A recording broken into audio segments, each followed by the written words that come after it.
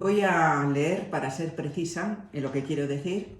Bien, para que todos podáis ver y valorar hasta qué punto se aleja la doctrina del Tribunal Supremo de lo que han sido los pronunciamientos de la Comisión Europea en sus observaciones de 31 de mayo de 2018, del Abogado General en sus conclusiones de 10 de septiembre del 2019 y de las sentencias en el asunto C-125/18 de 3 de marzo del Tribunal de Justicia de la Unión y los autos C-65520 y C-7921, ambos de 17 de noviembre.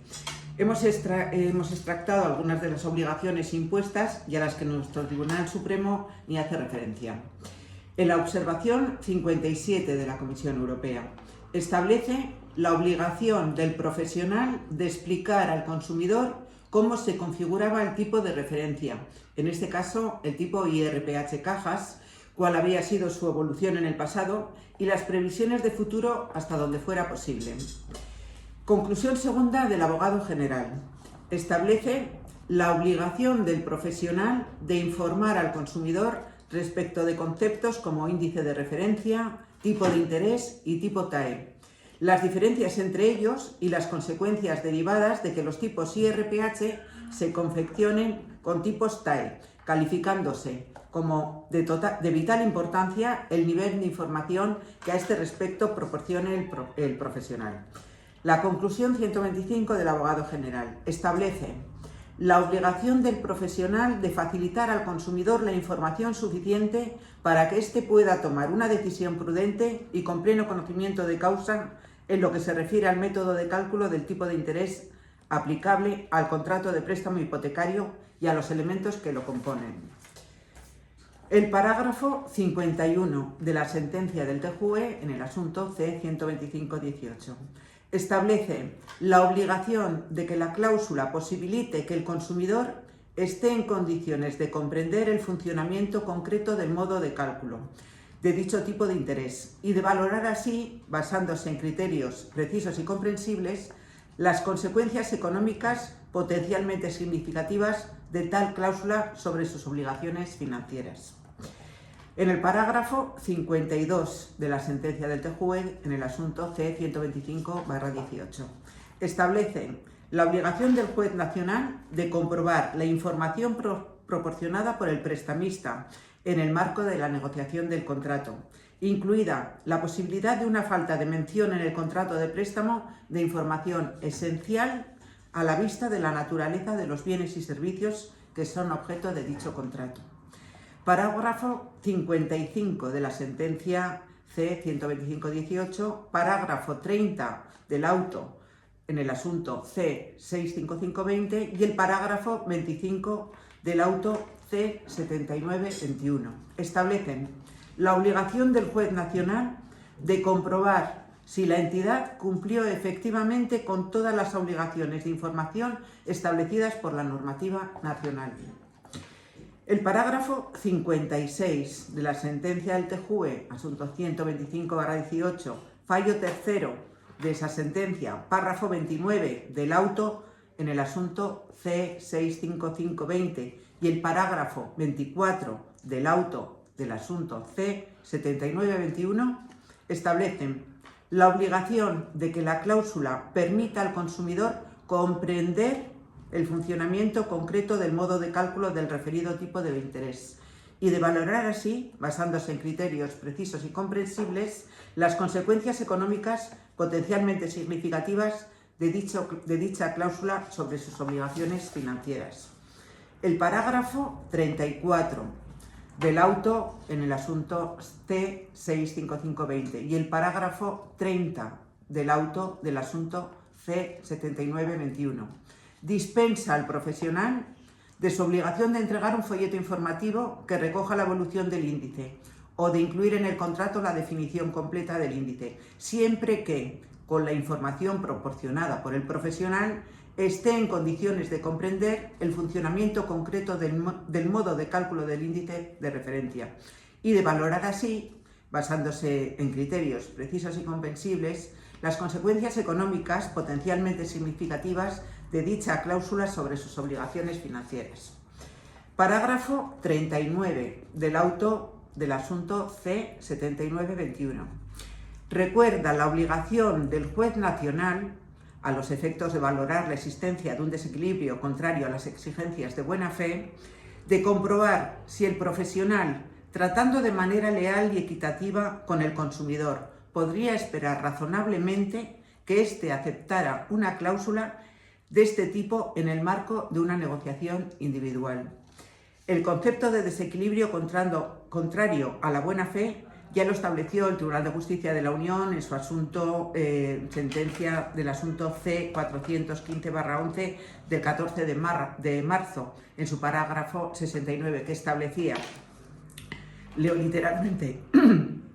en lo que se refiere a la cuestión de en qué circunstancias se causa ese desequilibrio, pese a las exigencias de la buena fe, debe señalarse que en atención al 16º considerando de la directiva, y tal como indicó en esencia el abogado general en el punto 74 de sus conclusiones, el juez nacional debe comprobar a tal efecto si el profesional podía estimar razonablemente que, tratando de manera leal y equitativa con el consumidor, éste aceptaría una cláusula de este tipo en el marco de una negociación individual.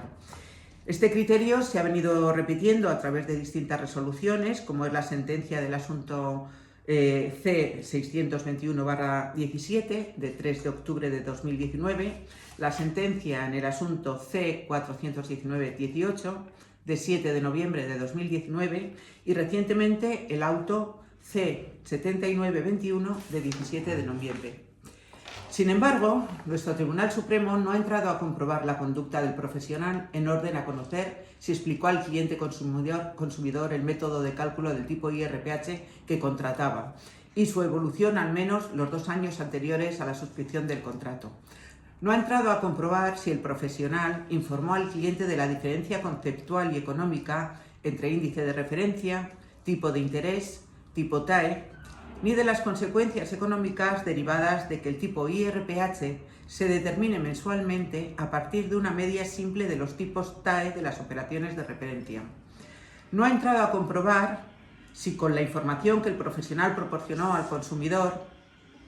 éste podía tomar una decisión prudente y con pleno conocimiento de causa en lo que se refería al método de cálculo del interés aplicable a su contrato de préstamo hipotecario y a los elementos que lo componían. No ha entrado a comprobar si con la información proporcionada por el profesional, el consumidor estaba en condiciones de comprender el funcionamiento del modo del cálculo del tipo IRPH al que se refería su contrato para así, basándose en criterios precisos y comprensibles, valorar las consecuencias económicas potencialmente significativas de tal cláusula sobre sus obligaciones financieras. No ha entrado a comprobar si el profesional cumplió con la normativa relativa a la transparencia en la contratación bancaria vigente en España en el momento de la contratación. No ha entrado a comprobar si el profesional cumplió con la normativa bancaria que obligaba a la utilización de un diferencial negativo, cuyo importe debía de depender de las comisiones de la frecuencia de las cuotas. Y no ha entrado a valorar el desequilibrio y buena fe del profesional atendiendo a los criterios establecidos por el Tribunal de Justicia de la Unión Europea. Esto es, a preguntarse si éste, tratando de manera leal y equitativa con el consumidor, podía entender que dicho consumidor hubiera aceptado igualmente una cláusula como la que se le impuso en el marco de una negociación individual, conociendo toda la información que se le ocultó. El Tribunal Supremo no ha cumplido con las obligaciones derivadas de la jurisprudencia establecida por el Tribunal de Justicia de la Unión Europea para el caso de las cláusulas como la relativa al tipo IRPH,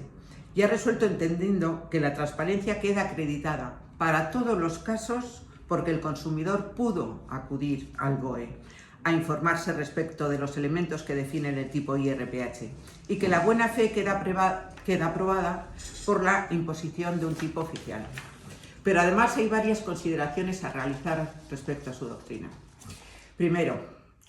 no es cierto que la publicación del tipo IRPH en el BOE permita al consumidor medio comprender que el referido índice se calcula según el tipo medio de los préstamos hipotecarios a más de 3 años para la adquisición de vivienda libre, incluyendo los diferenciales y gastos aplicados por las entidades. Y la razón es que el método de cálculo de tipo IRPH no se recoge en el BOE ni en ninguna parte. El método de cálculo de cada uno de los tipos IRPH ha de deducirse de su definición que viene recogida en la circular 890 del Banco de España del 7 de septiembre de 1990, que se publicó en el BOE con fecha 20 de septiembre de 1990. En consecuencia, lo que se publicó en el BOE no fue el método de cálculo de los tipos IRPH, sino la circular del Banco de España en la que se recogía la definición de los diferentes tipos IRPH. Definición de la que cabía deducir el método de cálculo de tales índices, para que, comprendiendo dicho método de cálculo, el lector pudiera conocer que se estaban incluyendo no solo los diferenciales y gastos aplicados por las entidades, como afirma nuestro Tribunal Supremo, sino también las comisiones.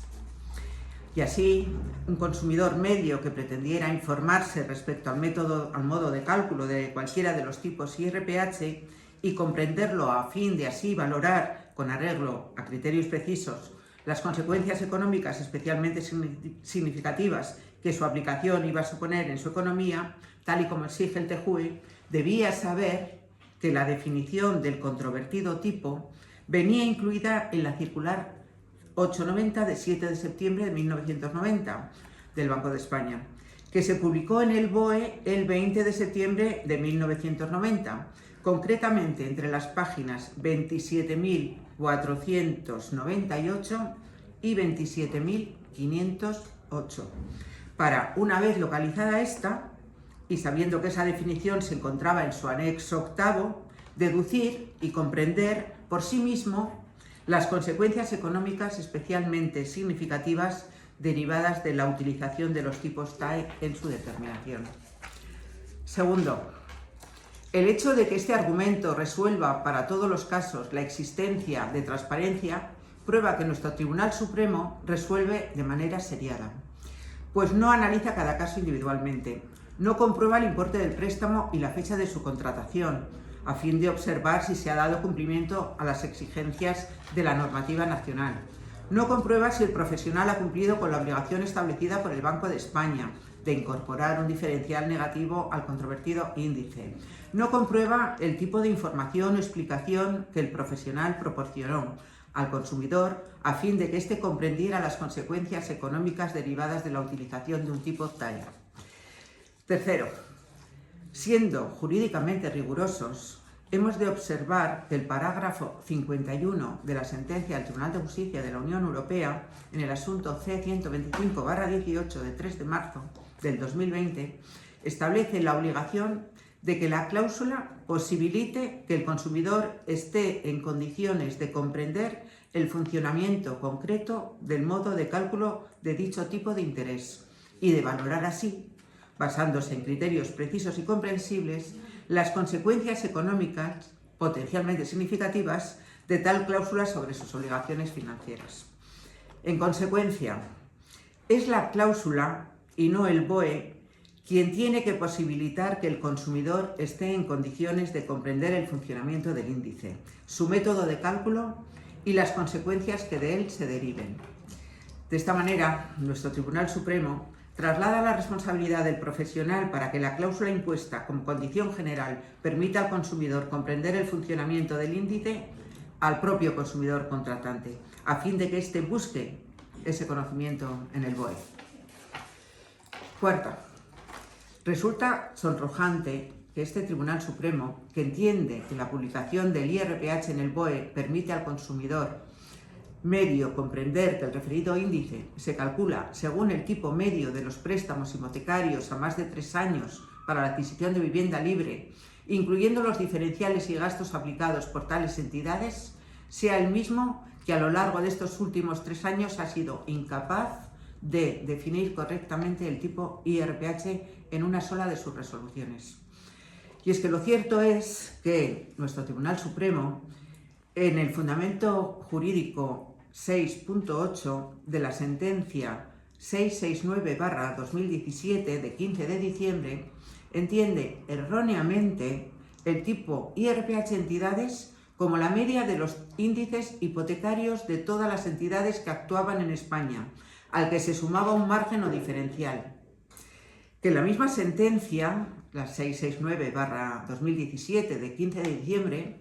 en su fundamento jurídico 6.12, se refiere al tipo IRPH entidades, también erróneamente, como la media de los tipos de interés medios aplicables para la adquisición de vivienda libre en España,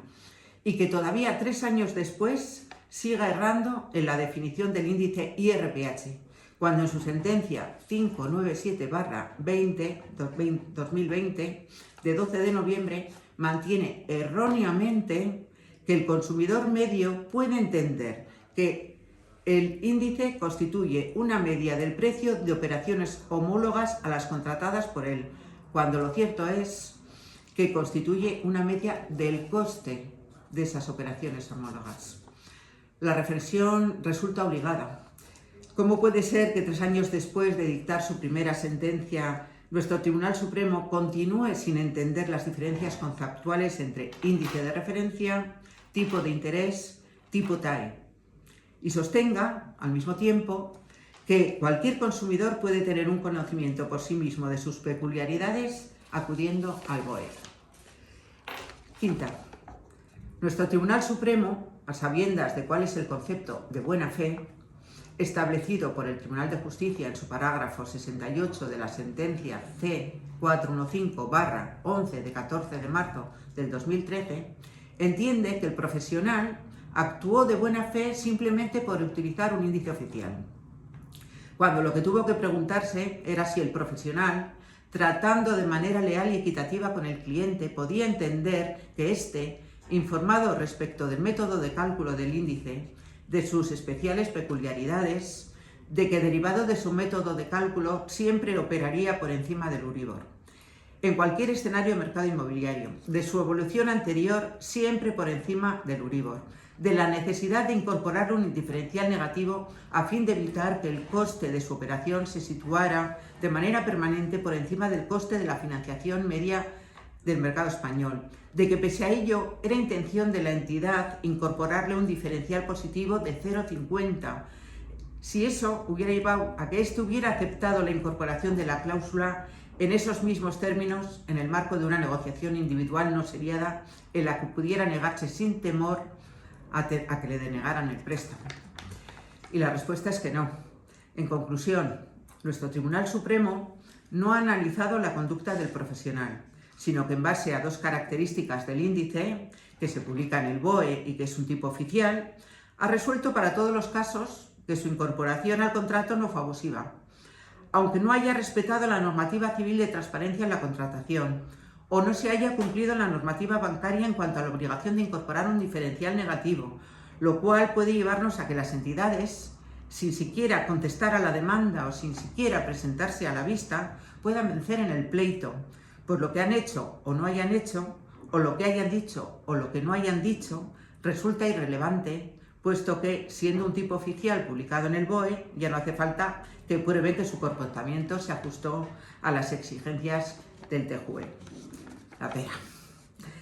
Una última cuestión es si se confirma, como parece que está viniendo a ser, que la comisión de apertura es nula y ha sido tomada en cuenta en las TAE, con las que mes a mes se ha confeccionado el tipo IRPH, ¿qué pasa con este? ¿Puede mantenerse un tipo IRPH construido sobre una TAE que ha incluido un elemento nulo como es la comisión de apertura? Ahí lo dejo. Muchas gracias.